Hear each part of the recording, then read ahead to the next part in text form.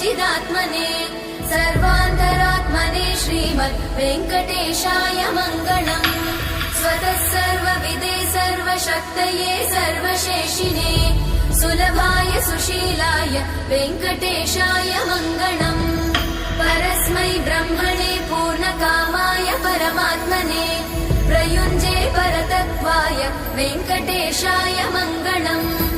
आकालतत्त्वमशान्तमात्मनामनुपश्यताम् अतृप्त्यमृतरूपाय वेङ्कटेशाय मङ्गलम्। प्रायस्वचरणौ पुंसां शरण्यत्वेन पाणिना कृपया दिशते श्रीमद् वेङ्कटेशाय मङ्गलम्। दयामृततरङ्गिण्यास्तरङ्गैरिव शीतलैः अपाङ्गैः सिञ्चते विश्वम् वेङ्कटेशाय मङ्गलम्। स्रग्भूषाम्बर